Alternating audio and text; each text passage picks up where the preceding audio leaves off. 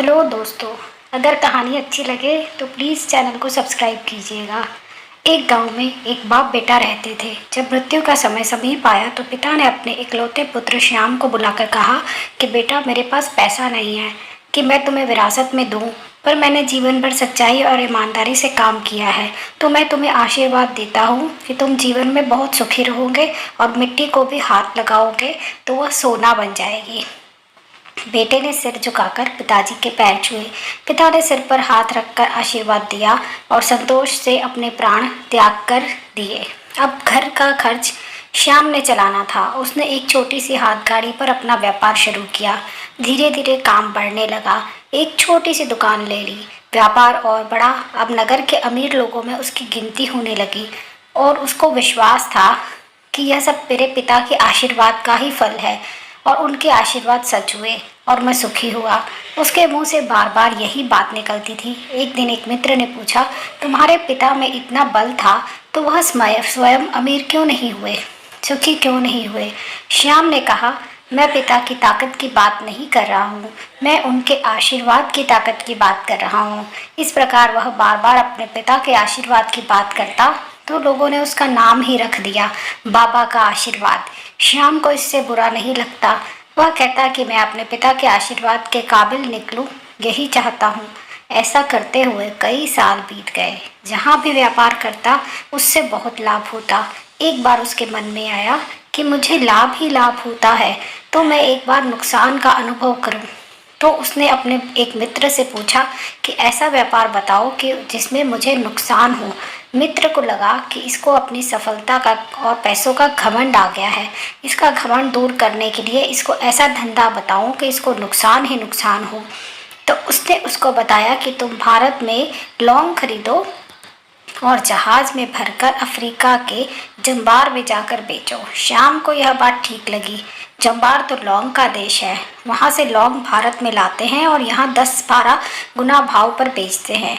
भारत में खरीद कर जंबार में बेचे तो साफ साफ नुकसान सामने दिख रहा है, परंतु श्याम ने तय किया कि मैं भारत में लौंग खरीद कर जंबार खुद लेकर जाऊंगा। देखूं कि पिता के आशीर्वाद कितना साथ देते हैं।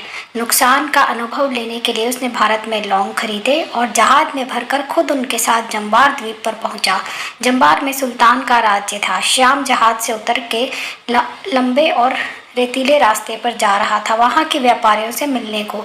उसे सामने से सुल्तान जैसा व्यक्ति पैदल सिपाहियों के साथ आता हुआ दिखाई दिया। उसने किसी से यह पूछा कि ये कौन है। उन्होंने कहा, यह सुल्तान है। सुल्तान ने उसको सामने देखकर उसका परिचय पूछा। उसने कहा, मैं भारत के मध्य प्रदेश के इंदौर का व्यापारी हूँ और यहाँ पर व्यापार करने आया हूँ। सुल्तान ने उसको व्यापारी समझकर उसका आदर किया और उससे बात करने लगे।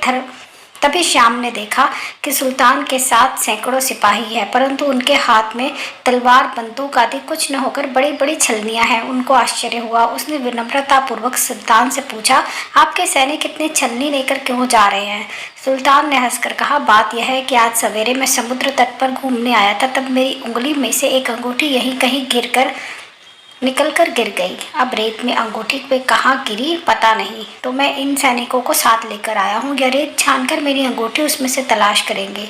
श्याम ने कहा, अंगूठी बहुत महंगी होगी। सुल्तान ने कहा, नहीं, उससे बहुत अधिक कीमत वाली अनगिनत अंगूठी मेरे पास है, पर वह अंगूठी एक फ़कीर का आशीर्वाद है। मैं मानता हूँ कि मेरी सल्तनत इतनी मजबूत और सुखी उस फ़कीर के आशीर्वाद से है, इसलिए मेरे मन में उस अंगूठी का मूल्य सल्तनत से भी ज़्यादा है। इतना कहकर सुल्तान ने फिर पूछा, बोलो सेठ, इस बार आप क्या माल लेकर आए हो? श्याम ने कहा, लौंग। सुल्तान के आश्चर्य का ठिकाना नहीं रहा। यह तो लौंग का ही देश है सेठ, यहाँ लौंग बेचने आए हो? किसने आपको ऐसी सलाह दी? जरूर वह आपका कोई दुश्मन होगा। यहाँ तो एक पैसे में मुट्ठी भर लौंग मिलते हैं, यहाँ लौंग को कौन खरीदेगा और तुम क्या कमाओगे? श्याम ने कहा, मुझे यही देखना है कि यहाँ भी मुनाफा होता है या नहीं।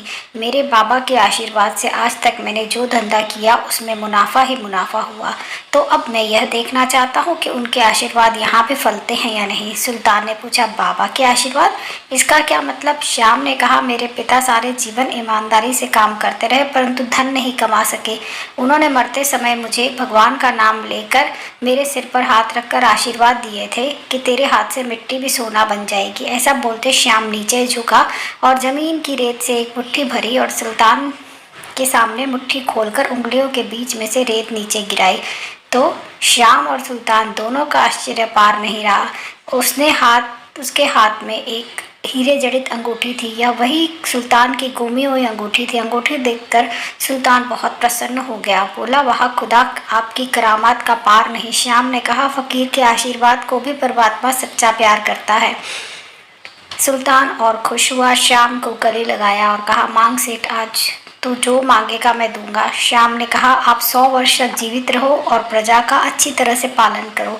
प्रजा सुखी रहे, इसके अलावा मुझे कुछ नहीं चाहिए। सुल्तान और अधिक प्रसन्न हो गया और उसने कहा, सेठ, तुम्हारा सारा माल मैं आज खरीदता हूँ और तुम्हारी मुंह मांगी कीमत दूंगा।